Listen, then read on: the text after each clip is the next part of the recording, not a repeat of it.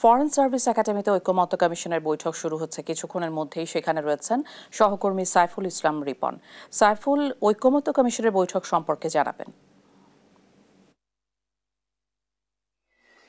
ইশিকা, বেলা 10:30টায় আজকের এই ঐকমত্য কমিশনের বৈঠকটি শুরু হওয়ার কথা রয়েছে এবং ইতিমধ্যে কিন্তু যে বৈঠকটি অনুষ্ঠিত হওয়ার কথা সেটি শুরু হচ্ছে কিছুক্ষণের মধ্যেই। ইতিমধ্যেই রাজনৈতিক দলগুলোর প্রতিনিধিরা এসে উপস্থিত হয়েছেন এবং এর পাশাপাশি যে বিভিন্ন সংস্কার কমিশনগুলো রয়েছে সেই সংস্কার কমিশনের প্রধান এবং জাতীয় ঐকমত্য কমিশনের সহসভাপতি অধ্যাপক আলী রিয়াজ তারা কিন্তু ইতিমধ্যেই এই বৈঠকে অংশ নিয়েছেন এবং আজকের বৈঠকটিতে মূলত বিগত কয়েকদিনের যে বৈঠক অনুষ্ঠিত হয়েছে সেখানে যেই বিষয়গুলো নিয়ে আলোচনা এখনো হয়নি সেই অনালোচিত বিষয়গুলো নিয়ে কিন্তু আজকে আলোচনা হবে এবং পাশাপাশি কিছু কিছু বিষয় যেমন ঐকমত্যের কাছাকাছি রয়েছে কিংবা নীতিগতভাবে যেসব বিষয়ে ঐকমত্যের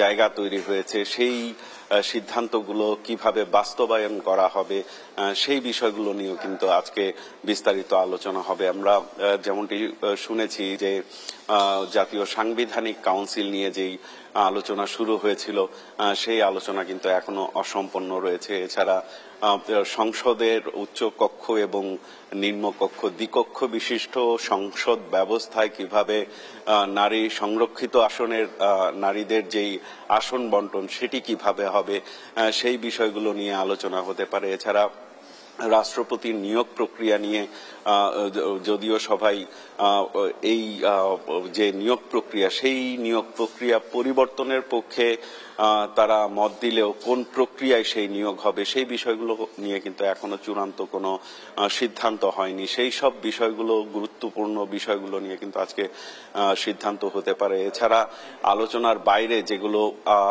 দেখা গেছে যে দিনের কার্যতালিকায় ছিল যে বিষয়গুলো নিয়ে আলোচনা করা সেই আলোচনাগুলো এখনো শুরুই করা যায়নি, এমন আলোচনাগুলোও কিন্তু আজকে হবে। তার মধ্যে যেমন সংবিধান এবং রাষ্ট্রের মূলনীতি, সীমানা নির্বাচনী সীমানা নির্ধারণী সহ জেলা কাউন্সিল গঠন বিভিন্ন বিষয়ে কিন্তু বিস্তারিত এখনো আলোচনা সম্পন্ন হয়নি। এই আলোচনাগুলোও কিন্তু আজকে হওয়ার সম্ভাবনা রয়েছে এবং জাতীয় ঐকমত্য কমিশনের যে বৈঠকটি এখন শুরু হয়েছে সেই বৈঠকের প্রথমে যেই বিষয়গুলো গুরুত্ব অনুসারে এই বৈঠকে আলোচনায় প্রাধান্য পাবে এবং আমরা যতটুকু জানি যে বিগত দিনগুলোতে আমরা যতটুকু দেখে এসেছি যে দুপুরের যে মধ্যাহ্ন বিরতি সেই মধ্যাহ্ন বিরতিতে আলোচনার যে বিষয়বস্তু এবং ঐকমত্যের জায়গায় কে কোন পর্যায় পর্যন্ত তারা তাদের রাজনৈতিক দলগুলো মতামত দিল এবং কোন পর্যায় পর্যন্ত তারা ঐকমত্যে পৌঁছালো সেই বিষয়গুলো কিন্তু একটু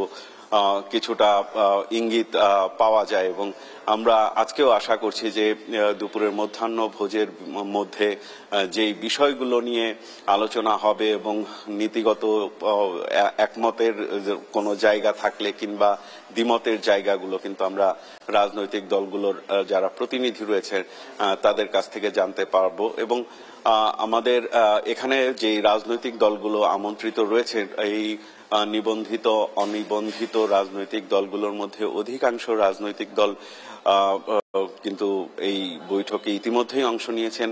এখনো বিএনপির পক্ষ থেকে প্রতিনিধি দল এখনো বৈঠকে এসে পৌঁছানি। আমরা যতটুকু জানি যে বিএনপির স্থায়ী কমিটির সদস্য সালাউদ্দিন আহমদ আজকের এই বৈঠকে অংশ নেওয়ার কথা রয়েছেন এবং শুরু থেকেই তিনি নিয়মিত এই বৈঠকটিতে অংশগ্রহণ করছেন এবং আজকের যেই বিষয়টি যে এনসিসি সহ রাষ্ট্রপতির নিয়োগ প্রক্রিয়া সহ বিভিন্ন যে অমীমাংসিত বিষয়গুলো রয়েছে এই ধরনের গুরুত্বপূর্ণ বিষয়গুলো আলোচনায় প্রাধান্য পাবে বলে আমরা বিভিন্ন সূত্র থেকে জানতে পেরেছি। তো এই ছিল আমার কাছে এখানকার সর্বশেষ পরিস্থিতি। ইশিকা।